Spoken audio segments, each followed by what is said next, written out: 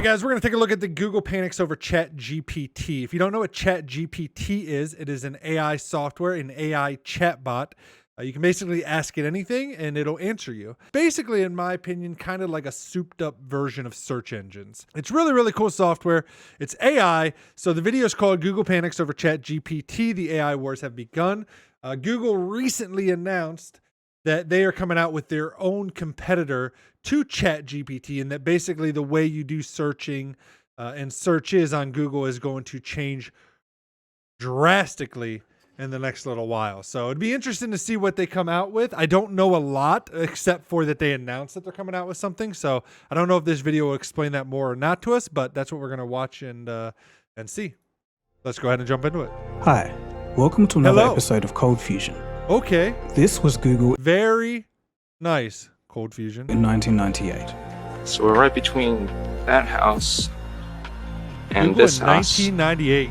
We're renting this half of a house. Ping pong table, computer.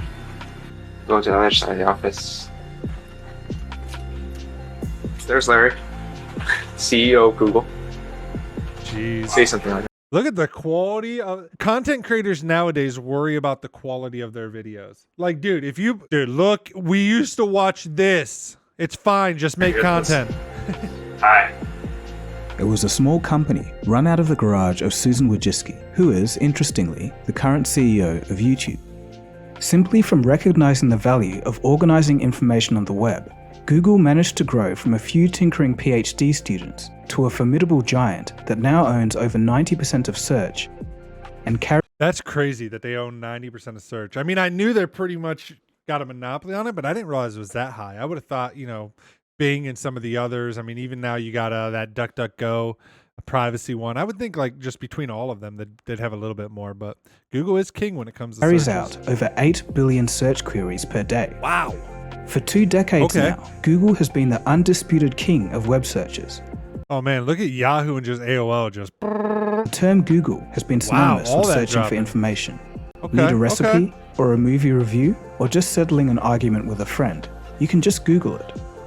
With a net worth of $1.15 trillion in 2022, they seem unstoppable. I'm surprised another company came out with this type of software before Google. I mean, they had to have been working on it. So right? what exactly could make a massive company like Google panic? So much so that they issued an internal code red. Well, it's OpenAI's ChatGPT, of course. With Microsoft's plans to integrate the AI system into their search engine, Bing, Google Search may face a serious threat for the first time in its history. Could this be one of Wait. So Bing is going to start putting ChatGPT in the biggest technology story arcs in history? While making this episode, I kind of felt like we're at the beginning of an AI war. So in the following, we'll learn what Google might do about the situation. They're actually already fighting back. We'll get into that.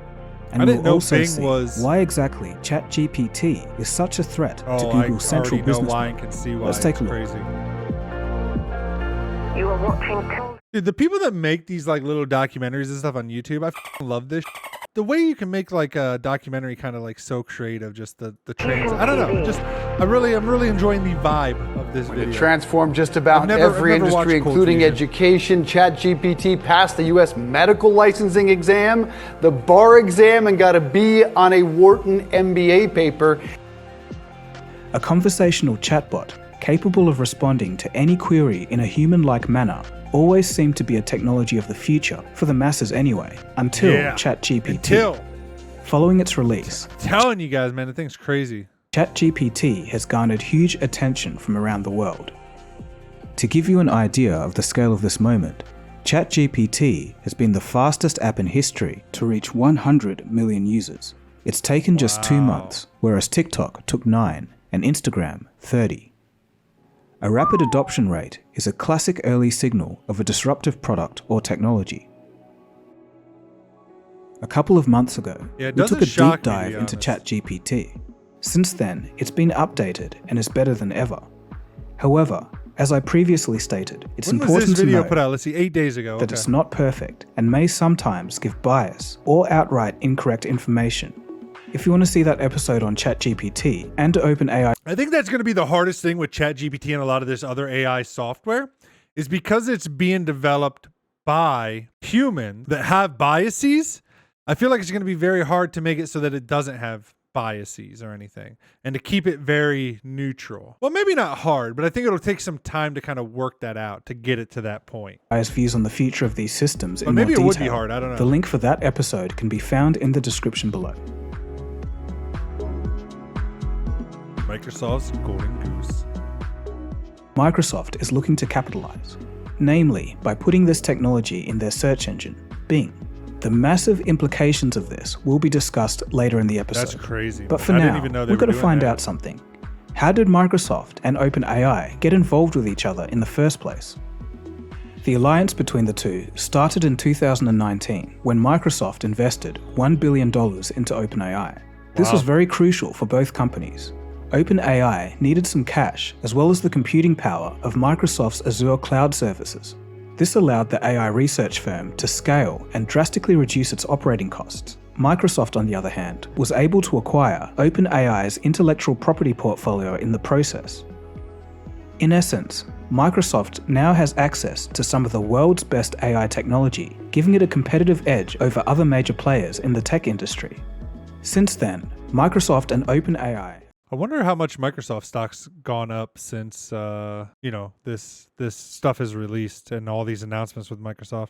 If it even has, I don't know. Unfortunately, though, I will say I don't know. It says OpenAI. Does that mean open as in like open source? I actually don't know this. I would have to do some research.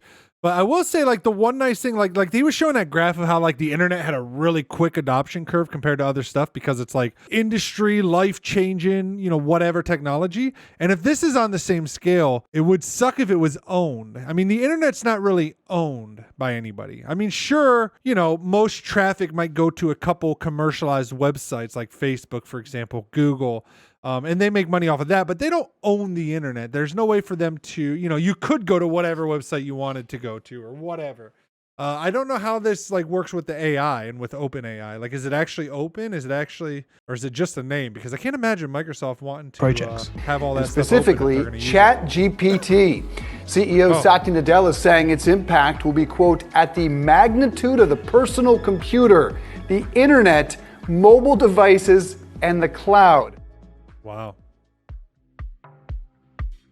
The more I use these tools, by the way, the more I'm like, holy. When Microsoft made the bombshell announcement that they were integrating ChatGPT into Bing, Google was in shock.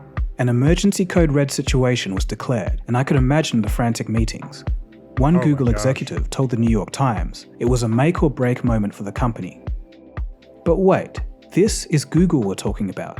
The company with far and away the world's leading search engine. They dominate 90% of search queries. Microsoft, with their dinky little Bing, accounts for only 9% of worldwide desktop searches in 2022. Wait a minute. So they were saying Google owns 90%. Now they're saying Bing has 9%. So why is Google panicking? Google is looking at what might happen in the future and not what's happening today.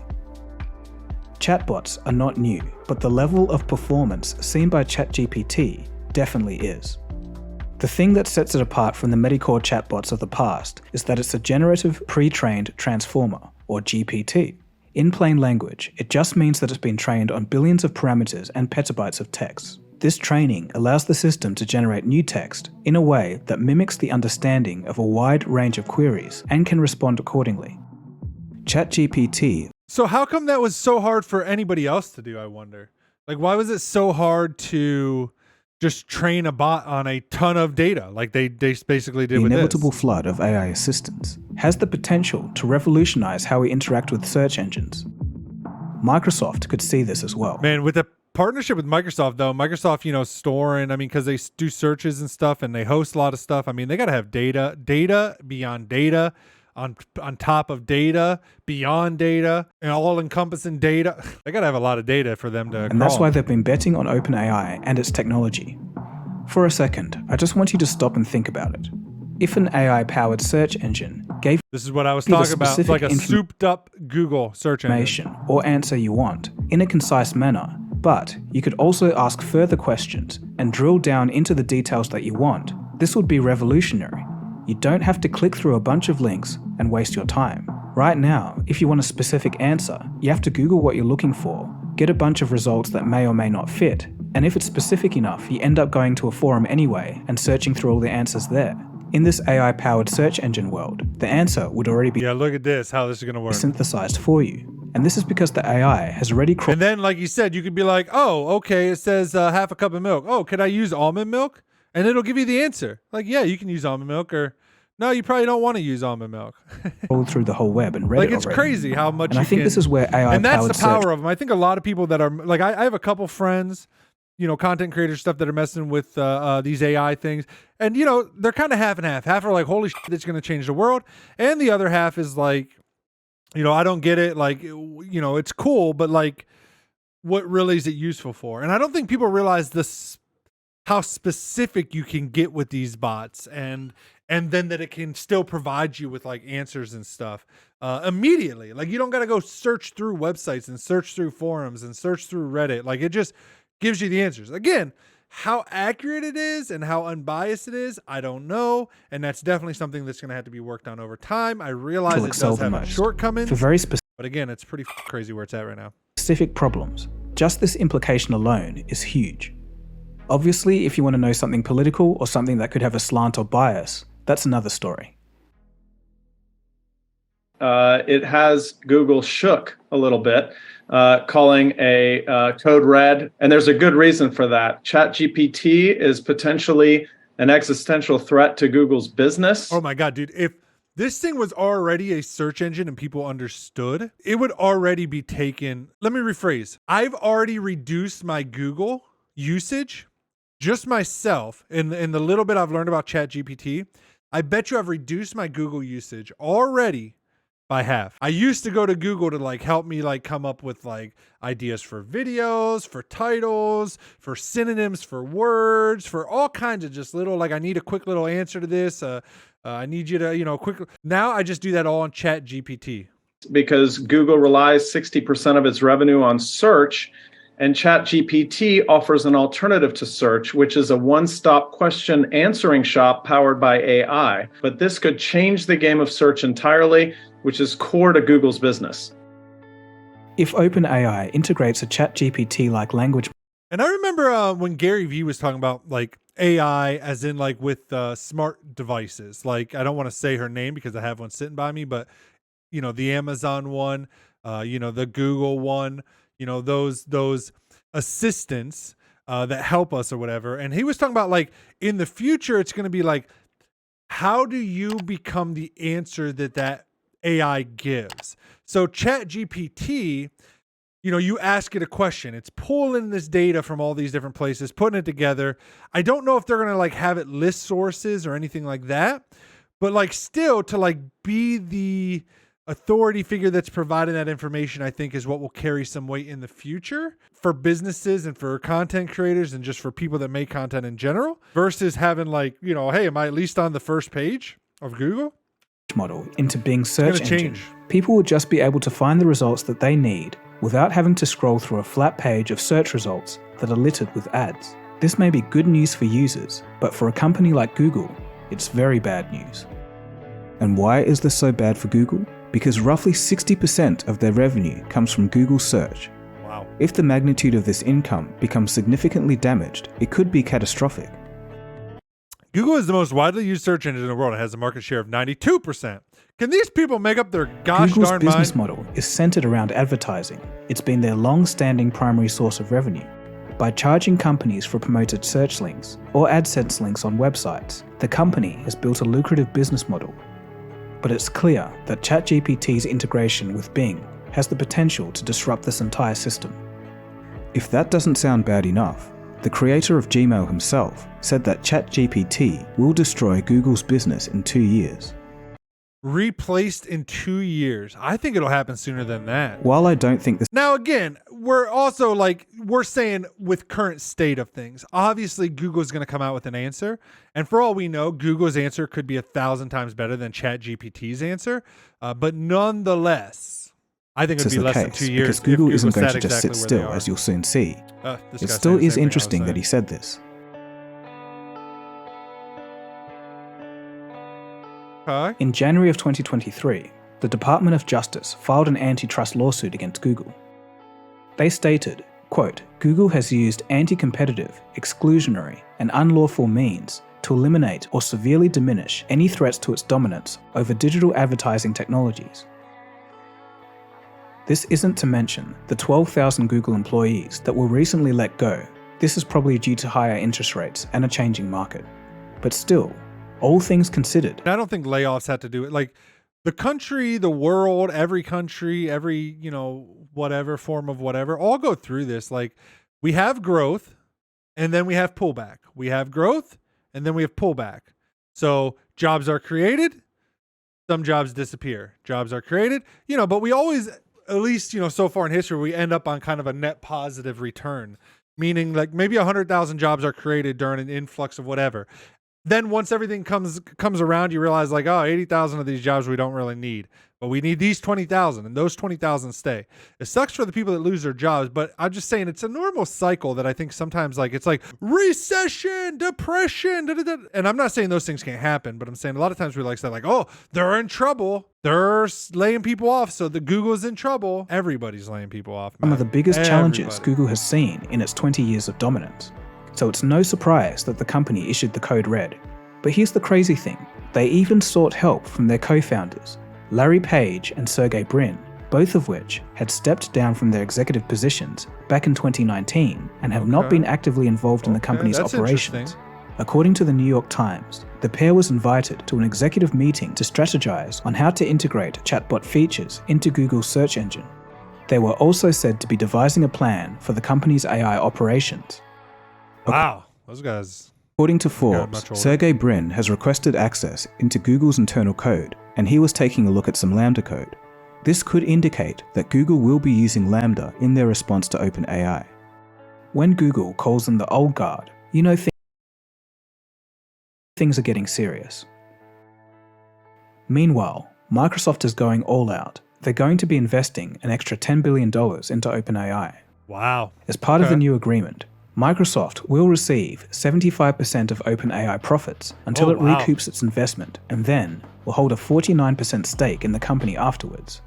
Unfortunately, this is the antithesis of what the OpenAI company originally stood for. If all goes well. Yeah, that's what I was asking before. I mean, originally it was like supposed to be open. Now like Microsoft's owning 49%. I mean, I guess if they keep 51%, they still keep the major share. But if Microsoft's like, hey, we're going to cut off all your funding, all your that, like, will they be able to do so at that point? I don't know. This may turn out to be one of the best business deals of the decade. Yeah, very well could be. Right now, Chrome is the default option for Android, and Google pays Apple huge sums of money just to be the default option on iPhones and macOS devices. This has no doubt worked wonders for Google in the past, especially since there's been no real alternative. But now that Bing could eat some market share, I think Google will use their default status and dominating market share to their advantage while they hit back. This is how I think things may play out if Google gets their act together. Okay. So Google are probably going to rapidly prototype and release an AI-powered search engine competitor integrated into Google Chrome. And because Google Chrome is the default browser for so many, this new tool will gain widespread adoption without much effort and end up killing Bing AI before it really gets a chance to start. Now I could be wrong, but it just seems like Google has to make a major move like this. I mean, I would agree. I would think Google has to. I mean, they have to do something like this. I guess it depends on how quickly Bing can get their stuff out and who gets it out first. Because I really think it's like Google, kind of like whoever's first to the bat and whoever like is first to the bat and does it successfully hits a home run out of the park. I think after that point, it'll be harder for anybody else to compete unless their product is like way superior than the others. It's reported that Google is working on 20 AI projects, including image generation tools, a product for prototype app testing, and even a green screen mode for YouTube creators. One of the most interesting pieces of research is Music LM, an AI that can transform whistled or humming melodies into a certain style which is described in text.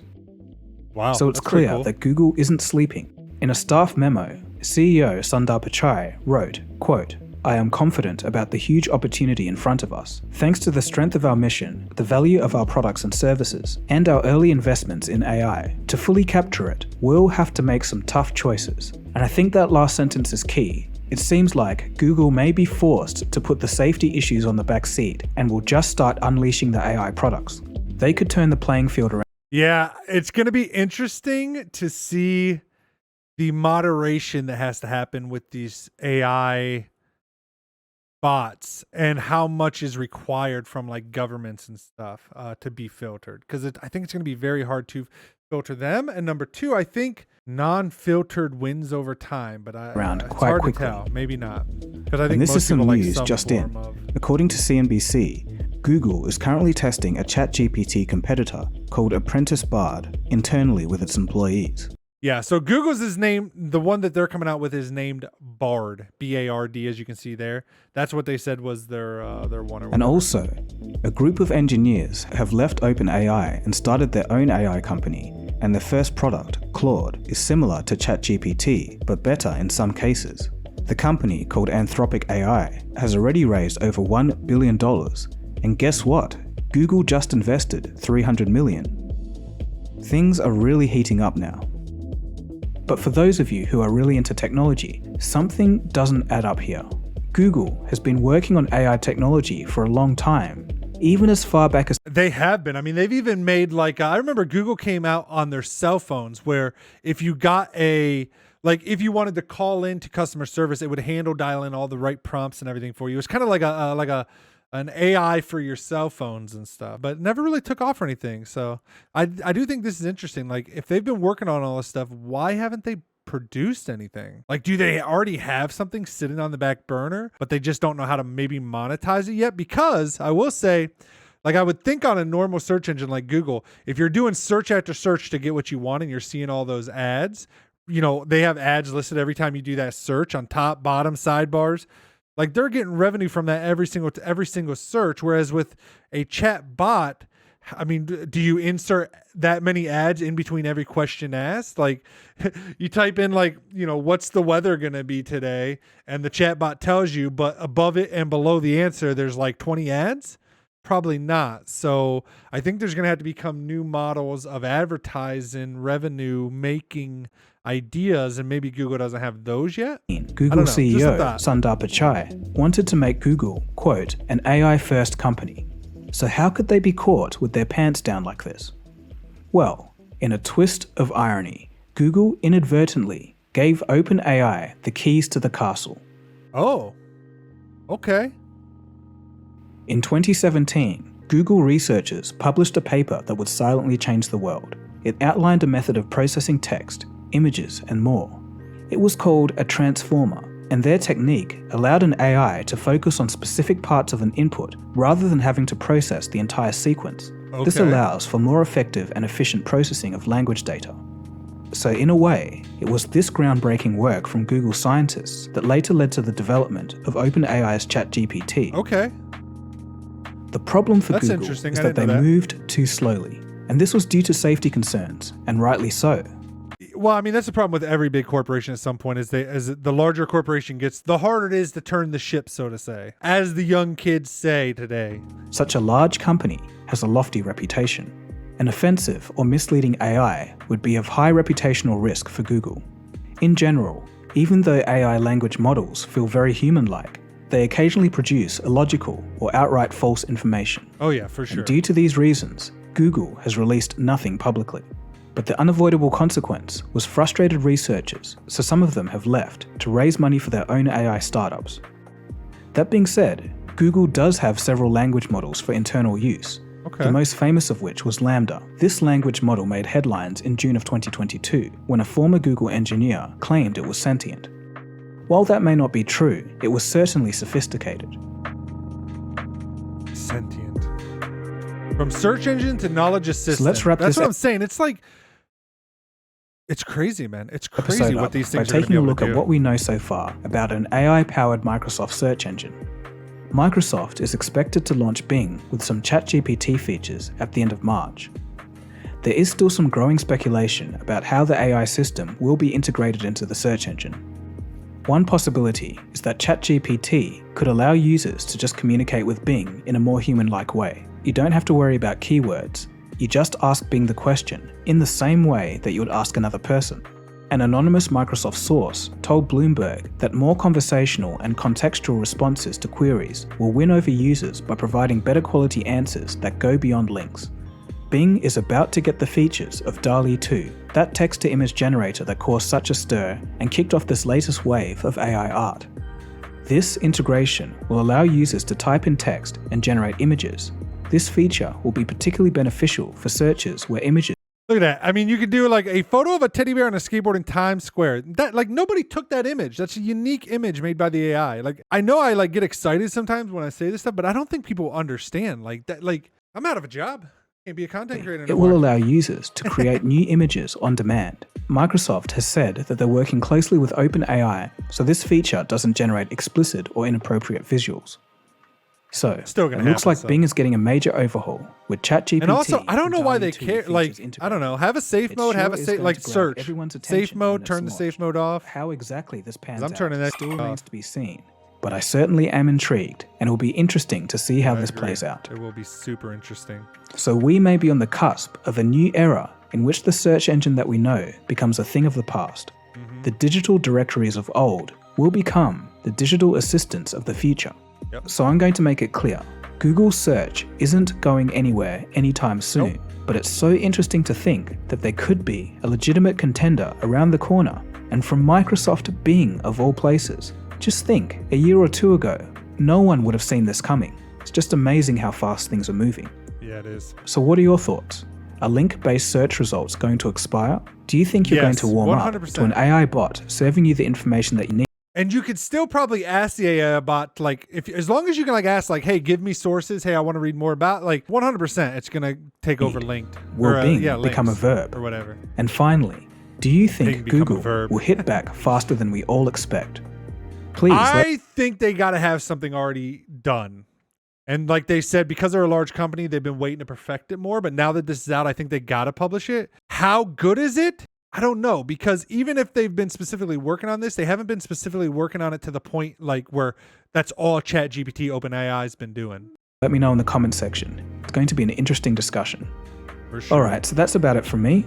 Feel free to have a browse through. All right, guys, thank you guys so much for watching. If you guys like this video, don't forget to hit the like button. Also, make sure you subscribe for more React videos and stuff like this, where we just talk about different things happening in the world and stuff. Love your faces. Thanks for the love and support. AI war has begun. I'll see you guys on the next one. Until then, peace out, everybody. Later, nerds.